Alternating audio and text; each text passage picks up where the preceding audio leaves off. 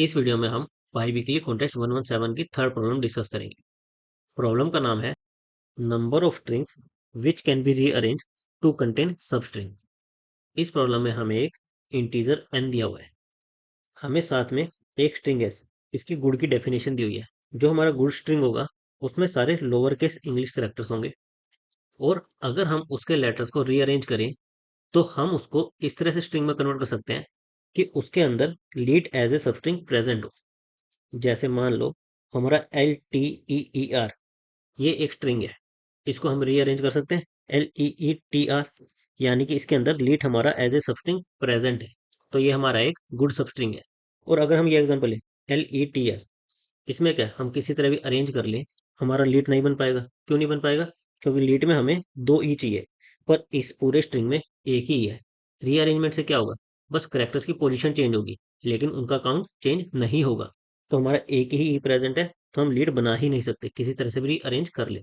तो ये हमारा स्ट्रिंग गुड नहीं है। हमें रिटर्न क्या करना है, हमें total number of good strings of length n, जो हमें n दिया हुआ था उस लेंथ के हम टोटल कितने गुड स्ट्रिंग्स बना सकते हैं वो हमें रिटर्न करना है।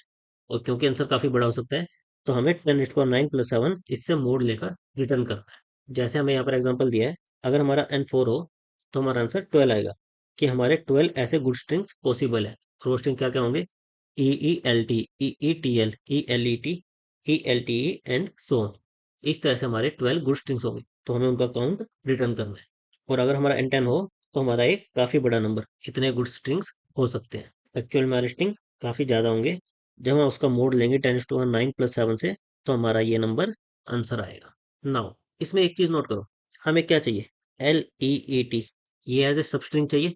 यानी कि जो भी हम स्ट्रिंग ले, जिस भी लेंथ का लिए, हमारा उसमें एक L होना चाहिए, दो हमारे E होने चाहिए, और एक हमारा T। इतना तो होना ही होना चाहिए।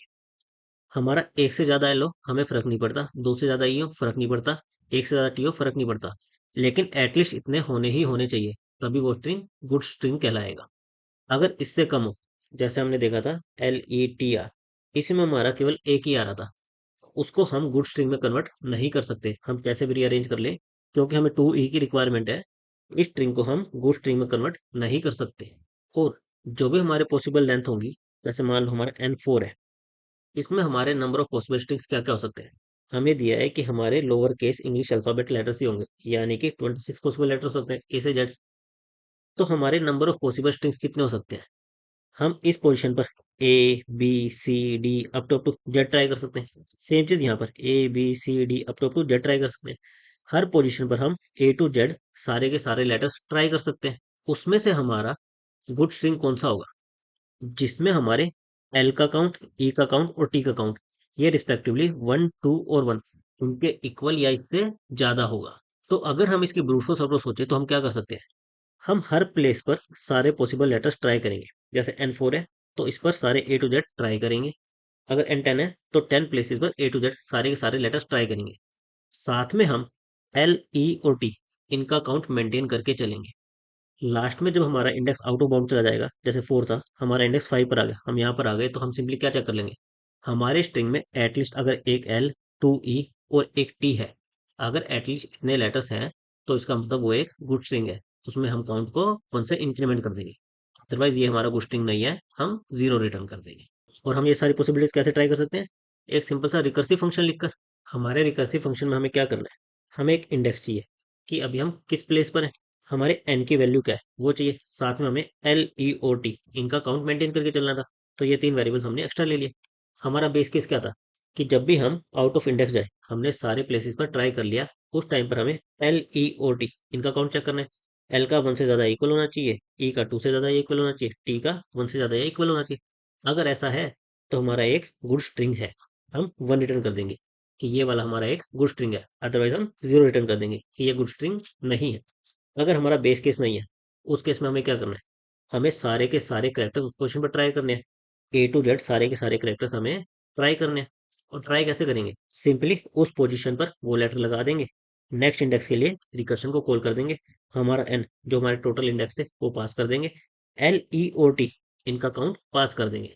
इनका काउंट कैसे अपडेट होगा, अगर इस पोजीशन पर हमने L, ये वाला करेक्टर ट्राई किया, तो हमारा L+1, L का काउंट 1 से इंक्रीमेंट हो जाएगा। E ट्राई किया है तो ई का काउंट 1 से इंक्रीमेंट हो जाएगा। टी ट्राई किया तो टी का काउंट 1 से इंक्रीमेंट हो जाएगा। अगर इन तीनों के अलावा और कोई केस है तो हमारा काउंट कुछ भी इंक्रीमेंट नहीं होगा। सिंपली हम एल ई टी का प्रीवियस काउंट पास कर देंगे और लास्ट में जो भी हमारा रिजल्ट आएगा वो हम रिटर्न कर देंगे। और हमारे इक्वेशन को कॉल किससे करेंगे? जीरोथ इंडेक्स से। स्टार्टिंग में एल ई और टी इनका काउंट जीरो रहेगा और हमारे इंडेक्सेस कितने रहेंगे? एन इंडेक्सेस रहेंगे। इस तरह से हम रिकर्सिव फंक्शन को कॉल कर देंगे। इसकी हमारी टाइम वेलोसिटी क्या आएगी? हम हर पोजीशन पर 26 लेटर्स को ट्राई करेंगे। हमारे एन इंडेक्स है तो हमारी टाइम वेलोसिटी क्या आ जाएगी? 26 रेज टू पावर एन। एक प्लेस पर हमारे पास 26 चॉइसेस है और ऐसे ही हमारे पास एन पोजीशंस है, तो हमारी टोटल टाइम वेलोसिटी क्या आ जाएगी? 26 रेज टू पावर एन, जो कि एक्सपोनेंशियल चल जाएगी, काफी बड़ी हो जाएगी और हमारा टाइम आउट मार जाएगा। इसको हम बेटर कैसे करें? रिकर्शन को हम बेटर कैसे करते हैं? उस पर मेमोराइजेशन लगाकर हम पहले इसका रिकर्शन ट्री बनाते हैं और देखते हैं कि क्या हमारी सब प्रॉब्लम्स रिपीट हो रही है या नहीं हो रही। अगर आप इसका रिकर्शन ट्री बनाओगे तो आप देखोगे कि आपकी सब प्रॉब्लम्स रिपीट हो रही है। तो आप स्टेट्स को मेमोराइज कर सकते हो। स्टेट्स को मेमोराइज कैसे करते हैं? हम देखते हैं कि हमारे रिकर्शन में चेंजिंग वेरिएबल्स क्या क्या है। एक इंडेक्स चेंजिंग है, एक एल ई ओ टी इनका काउंट चेंजिंग है, यानी हमारे चार चेंजिंग वेरिएबल्स हैं। तो हम एक 4D एरे ले लेते हैं। किस साइज का लेना पड़ेगा? जहां तक हमारा इंडेक्स जा सकता है। हमें दिया है हमारी रेंज 10⁻5, एन की वैल्यू यहां तक हो सकती है। तो फर्स्ट डायमेंशन हमारा इंडेक्स कितना हो जाएगा? 10⁻5। सिमिलरली हम हो सकता है हर पोजीशन पर एल ट्राई करें, हर पोजीशन पर ई ट्राई करें, हर पोजीशन पर ई ट्राई करें। तो हमारे एल ई ओ टी इनका काउंट भी कहाँ तक जा सकता है? 10⁻5 यहाँ तक जा सकता है। तो अगर हम नॉर्मली देखें तो हमें 10⁻5 इंटू 10⁻5 इंटू 10⁻5 इंटू 10⁻5 इतने साइज का एरे लेना पड़ेगा। हमारी स्टेट्स को मेमोराइज करने के लिए इस साइज का एरे लेना पड़ेगा। लेकिन ये काफी बड़ा एरे हो गया, तो हमारी मेमोरी लिमिट एक्सीड आ जाएगी। इसको बेटर कैसे करें? हमारे इंडेक्स तो 10⁻5, क्योंकि एन की वैल्यू हमारी 10⁻5 तक जा सकती है। इसको तो हमें लेना ही लेना पड़ेगा। लेकिन हमारा एल ई और टी इनका काउंट हमें कितना चाहिए था? एटलीस्ट 1, ई का एटलीस्ट 2, टी का एटलीस्ट 1। यानी कि अगर हमारे एल का काउंट 1 है, 2 है, 3 है, 4 है, हमें मैटर नहीं करता।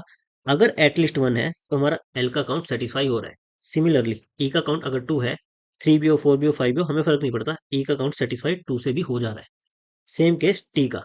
टी का हमारा 1 से काउंट सेटिस्फाई हो जा रहा है। उसके बाद चाहे टी कितनी बार भी आए हमें फर्क नहीं पड़ता। इस प्रॉपर्टी का यूज करके हम स्पेस को ऑप्टिमाइज कर सकते हैं। हम क्या करेंगे? क्योंकि हमें एल 1 के बाद जरूरत नहीं है, तो हम एल को 1 तक ही इंक्रीमेंट करेंगे। एक बार 1 आ गया तो उसके बाद हम इग्नोर करना शुरू कर देंगे कि हमें एल को इंक्रीमेंट करने की जरूरत नहीं है। एल हमारा मैक्सिमम कहाँ तक जाएगा? 1 तक। यानी हम यहाँ पर 2 साइज का एरे ले लेंगे। सिमिलरली ई हमारा कहाँ तक जाएगा? मैक्सिमम वैल्यू 2 तक जा सकती है, तो हम इसका साइज 3 ले लेंगे और टी का साइज 2 ले लेंगे। हम इनके रिस्पेक्टिव रिक्वायर्ड वैल्यूज के बाद इसको इंक्रीमेंट करना बंद कर देंगे। हमें फर्क नहीं पड़ता कि 1 टाइम आ रहा है, 2 टाइम आ रहा है, 3 टाइम आ रहा है, 4 टाइम आ रहा है। एक बार हमारी रिक्वायरमेंट सेटिस्फाई हो गई, यानी हमें इस करेक्टर की अब वो रिक्वायरमेंट नहीं है। हम 2 3 एक्चुअल काउंट की हमें जरूरत नहीं है। हमारी कंडीशन क्या होगी? Simply L greater than equal to 1। हम ये नहीं चेक करें कि उसका एग्जैक्ट काउंट कितना है, हम केवल greater than equal to some value ये चेक कर रहे हैं। इसके कोरस्पॉन्डिंग हम क्या करेंगे? इंडेक्स के लिए 10⁻5, एल के लिए 2, ई के लिए 3, टी के लिए 2, इस साइज का वेक्टर ले लेंगे और हमारी स्टेट्स को मेमोराइज कर लेंगे। तो हमारा मॉडिफाइड कोड कैसे दिखेगा?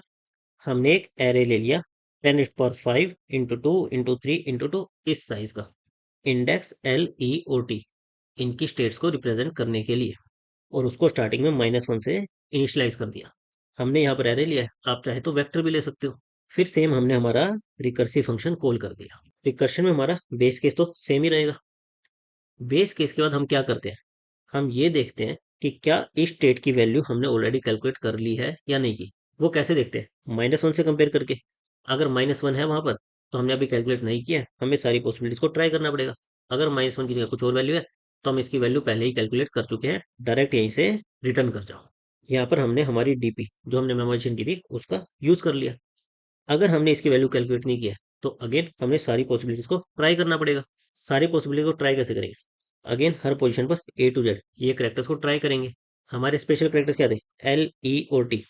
और इस केस में हमने देखा था अगर इनका काउंट 1 2 और 1 इनसे अगर छोटा है तब तो हमें इनके काउंट को इंक्रीमेंट करना है, ताकि हम लास्ट में देख सके हमारे रिक्वायर्ड करेक्टर्स हैं या नहीं है।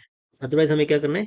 इनके काउंट को इंक्रीमेंट करने की जरूरत नहीं है। हम एल्स केस में इसे हैंडल कर लेंगे कि सीधा नेक्स्ट इंडेक्स पर चले जाओ, इनके काउंट को एज इट इज रहने दो, इसको इंक्रीमेंट करने की जरूरत नहीं है। और लास्ट में हमारे रिजल्ट को रिटर्न करने से पहले उसकी वैल्यू को मेमोराइज कर लेंगे ताकि उसको बाद में हम रीयूज कर सकें हमारे बेस केस के बाद। अब हमारी इसकी टाइम कॉम्प्लेक्सिटी क्या आएगी? Index into L into E into T, जो ये हमारा वेक्टर है, इतनी हमारी स्टेट्स होंगी। और हर एक स्टेट को कैलकुलेट करने के लिए हम क्या करें?